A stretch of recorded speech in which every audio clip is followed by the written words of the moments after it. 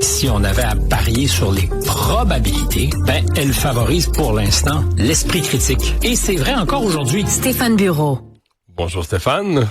Salut Mario. Tu te lances ce matin dans les réflexions technologiques en commençant avec le dilemme de Google. Oui, dilemme cornélien s'il en est un. En fait, 3 nouvelles qui n'ont pas fait beaucoup d'impact ou qui ont eu peu d'impact depuis quelques jours, mais qui, mises ensemble, nous annoncent peut-être le monde de demain et l'économie de demain, parce que c'est effectivement pas juste une question technologique. Les deux sont très liés. Google, qui, pour beaucoup, fait son argent avec son moteur de recherche, qui est dominant. Il a souvent été montré du doigt, traîné en cours d'ailleurs, parce que c'est comme un monopole, mais qui a aussi, au fil du temps, développé une technologie d'intelligence artificielle parmi les plus compétitives au monde, a commencé à la rendre disponible au départ avec quelques couacs, quelques ratés, mais fondamentalement, ils sont parmi les leaders en matière d'intelligence artificielle, et c'est là que le dilemme cornélien arrive, comme dans le Cid de Corneille, où tu t'en souviens, Rodrigue est amoureux de Climène, mais il doit choisir entre sauver l'honneur de son père, qui a été déshonoré par son futur beau-père, donc choisir entre peut-être tuer son futur beau-père ou ne pas le faire et aimer Climène. Même chose pour Google aujourd'hui. Tu me pardonneras ce détour par les lettres classiques, mais que Google doit choisir entre faire de l'argent à court terme avec son moteur de recherche ou faire de l'ombre à son moteur de recherche en offrant l'intelligence artificielle comme on le fait de plus en plus, parce que les parts de marché en matière de moteur de recherche se font piquer par l'intelligence artificielle. Je sais pas comment tu cherches ton information, mais avec OpenAI... c'est drôle parce que moi, tu sais, j'organise beaucoup mes propres voyages. Puis là, j'organise pour cet été un voyage au Japon. Et c'est vraiment le moment où ça a basculé. Là, tu sais, je ne Google plus les éléments, mais voilà. je demande à ChatGPT ou même à Gemini, le titre de Google, qu'est-ce que tu ferais avec ça? Je pars de là, tel hôtel. C'est ça, je mets un hôtel dans tel coin, je vais-tu être bien placé pour visiter la ville? Si je suis intéressé par tel type d'affaires, là, vraiment, là, j'y soumets toutes sortes de préférences, de caprices, d'affaires puis là, il me soumet à des réflexions, puis des solutions, puis... Et c'est plus efficace. C'est autre chose. Ben oui. Te donne la barre de recherche quand tu... Donc, en d'autres termes, est-ce que Google contribue à tuer sa propre vache à lait à court terme? Ils ont choisi. C'est là que je te disais, c'est des nouvelles qui n'ont pas fait beaucoup de vagues, mais ils ont choisi. C'est clair qu'ils sont en train... Alors, pour l'instant, ils essaient d'avoir le beurre et l'argent du beurre, mais ils sont en train d'ouvrir la porte à ce qu'ils vont cannibaliser leur modèle d'affaires et faire de l'intelligence artificielle le nouveau moteur de recherche. La seule certitude, c'est que plus on va utiliser l'intelligence artificielle, et Google montre la voie comme d'autres, plus on va consommer d'énergie. Deuxième histoire, est-ce que juste sur celle-là, sur le dilemme de Google, tu sais que dans l'histoire des affaires, tu as fait de l'érudition avec avec le dilemme cornélien, mais moi je parlais du dilemme de Kodak. Kodak, une compagnie aujourd'hui, une compagnie morte. Steven Sassoon était chez Kodak, employé sur le payroll, là, sur la liste de paye de Kodak, et développe qu'avec des 0 puis des 1, là, tu pourrais codifier une photo. C'est ça, codifier une photo en numérique. Et Kodak dit, hey, tu parles d'un innocent, toi. Nous autres, là, on fait notre argent à vendre des films. Tu comprends? La plus grosse source de revenus, nous, on vend des films, puis développer des films, puis tout ça. Fait que son affaire de numérique, il peut bien se le mettre tout ce qu'on pense. Et donc... Dans la lentille. Donc, Sassoon est même mis dehors, et même expulsé de Kodak en disant, c'est un épais qui nous amène tout ce qu'on veut pas entendre. Et finalement, le numérique a tué Kodak. Et eux auraient pu être les leaders là-dedans. Ils l'avaient inventé entre leurs murs, le numérique. Puis finalement, ils l'ont laissé à d'autres, puis ça les a tués. C'est l'histoire de grandes entreprises qui meurent parce qu'elles ne savent pas s'adapter et passent à côté du progrès. Autre nouvelle, la semaine dernière, tu as peut-être vu ça aussi, Johnny Ive, qui est le designer célèbre qui travaillait aux côtés de Steve Jobs pour développer la quincaillerie. C'est pas un ingénieur informaticien, c'est vraiment un designer. Donc l'iPhone, la convivialité de l'objet, le MacBook Pro, c'est lui. Il avait fondé à peine 1 an, je pense, un nouveau studio de design, I.O., qui a été racheté par OpenAI, Sam Altman, ils ont annoncé ça la semaine dernière dans une vidéo où tu as l'impression qu'ils sont tous les deux destinés depuis toujours à se rencontrer. Tu aurais eu les violons derrière, d'ailleurs on en montre les images, c'est la vidéo, ils se retrouvent à San Francisco, petit café, on s'aime, gros câlin, l'un et l'autre sont les plus grandes têtes qu'il ait jamais rencontrées, on peut rien faire sans Johnny Ive, qui avait laissé Apple, et ça a coûté cher à Apple. Alors, c'est une transaction pour un studio de design de 6,5 milliards de dollars. Ils n'ont pas des programmes redoutables, c'est pas des gens qui ont créé une application, c'est essentiellement des designers. Pourquoi? Mais est-ce qu'OpenAI pourrait est-ce qu'on pourrait avoir un appareil d'intelligence artificielle? C'est quoi le téléphone, la tablette de demain? Il l'annonce. Et Sam Altman, qui est le créateur d'OpenAI, dit, j'ai le prototype, je l'ai montré à mon board, à mon conseil d'administration, rien n'a fuité. Qu'est-ce que ça sera? Alors, si le iPhone, l'appareil que nous connaissons bien, développé par Apple, a changé nos vies, est-ce qu'on peut imaginer qu'il y a un nouvel appareil, quel qu'il soit, qui va radicalement changer, changement paradigmatique, notre rapport à l'intelligence artificielle, à l'information, à la communication? C'est ce qu'annonce Sam Altman. Encore une fois, un résultat net des courses, plus d'énergie consommée. Troisième nouvelle, la semaine dernière en Chine, on découvrait que BYD, Build Your Dream, le constructeur de véhicules électriques, se lance dans une guerre impitoyable contre tous ses concurrents chinois sur le marché.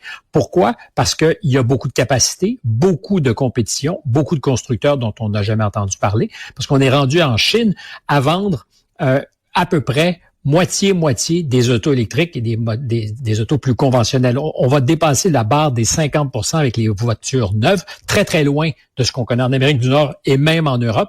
Et BYD lance une guerre des prix, réduit du tiers ses prix pour faire le ménage parce qu'il y a beaucoup de capacité, beaucoup de compétition. Qu'est-ce que ça dit? C'est que le véhicule électrique dans un des plus grands marchés au monde est aujourd'hui pas une réalité distante, c'est la réalité de tous les jours. Ce qui m'amène à te parler, c'est ma conclusion derrière ces trois nouvelles, du monde dans lequel on sera, nous, en Amérique du Nord, par rapport, par exemple, encore une fois, aux Chinois, parce que la Chine est en train de s'imposer comme le premier État électrique, un electrostate, comme tu as plein d'États qui étaient des pétrostates, c'est-à-dire que l'essentiel de la consommation d'énergie se faisait par le pétrole. Aujourd'hui, en Chine, 30% pour les utilisateurs finaux de la consommation d'énergie se fait via l'électricité. 30%, le tiers. Ce sont les champions de l'énergie renouvelable depuis 3 ans. Sauf qu'ils font de l'électricité au charbon encore,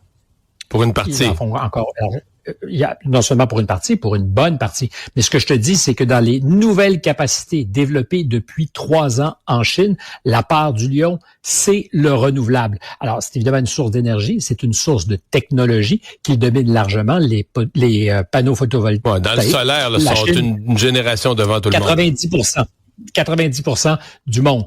Les Chinois ont développé, donc je te disais, depuis 3 ans, avec les énergies renouvelables, la part du lion de leur ajout dans le mix d'énergie. C'est des sommes colossales. C'est 270 gigawatts au solaire, 80 gigawatts pour les éoliennes.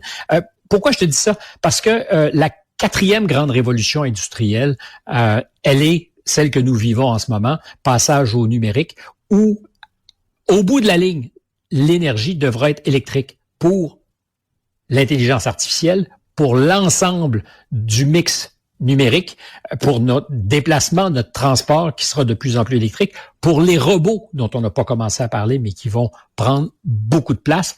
Et les Chinois, évidemment, ils ont un avantage, c'est un système dirigé, autoritaire. C'est un virage que le président Xi a donné il y a plusieurs années, mais ce sont aujourd'hui les leaders mondiaux. Quand je te dis que 30% de l'énergie consommée par les end users, ceux qui sont au bout de la chaîne, c'est de l'électricité. On est, en Amérique du Nord, à 21-22%. Et le défi, c'est la capacité que nous aurons de produire suffisamment d'électricité. Et les Chinois ont investi tous azimuts, Oui, tu as raison, du charbon, parce que l'éolien, comme le solaire, il y a des variations. Il y a des moments où ça produit, d'autres où ça produit pas assez. Et notre capacité de stockage dans des batteries est encore extrêmement limitée. Mais ce sont les leaders mondiaux du stockage. Il arrivera un jour où on pourra garder des journées, des semaines de consommation stockées comme on a des réservoirs d'eau qui sont de l'énergie stockée. Je te rappelle d'ailleurs que le fondateur de BYD, ce constructeur automobile qui est passé devant Tesla en Europe, est un constructeur à la base de batteries. Et les Chinois sont les leaders. Et donc, mais sur la recharge rapide, ils sont rendus complètement ailleurs, là. Extraordinaire. Serons-nous capables de produire suffisamment d'électricité? Ils investissent aussi dans le nucléaire, très important. C'est au monde le premier constructeur de centrales nucléaires. C'est un tabou en Amérique du Nord. Il y a encore quelques grands producteurs, mais c'est limité. Et si on se mettait à construire aujourd'hui, on récolte dans 10-15 ans. Et la question est double. Est-ce qu'on va produire assez? Et comment? Et deuxièmement, avons-nous, et ça interpelle les Québécois, où on produit de l'électricité, en Amérique du Nord, les réseaux de distribution capables de supporter la demande. L'intelligence artificielle à elle seule à l'horizon 2030, pas en 2050, demain matin, ça va être 12 à 14% du total de l'énergie consommée si le virage de l'intelligence artificielle est pris, puis tout laisse penser qu'il va être pris.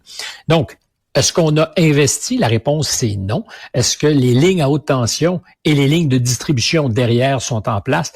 Pas du tout. La Californie, qui est le laboratoire du monde, qui est le fer de lance du progrès, a continuellement des brown out, c'est-à-dire des moments où on doit choisir d'envoyer de l'électricité à une place plutôt qu'à une autre. On fait du délestage parce qu'on ne suffit pas à la demande, parce que le réseau est super poussif. Et dans 5 ou 10 ans, ça va être bien plus accentué et les investissements sont à peine faits. Dans cette configuration-là, je parle souvent de la rivalité entre, appelons ça l'Amérique du Nord et la Chine. C'est une saine rivalité. Les Chinois font ce qu'ils ont à faire. Ils sont pas coupables.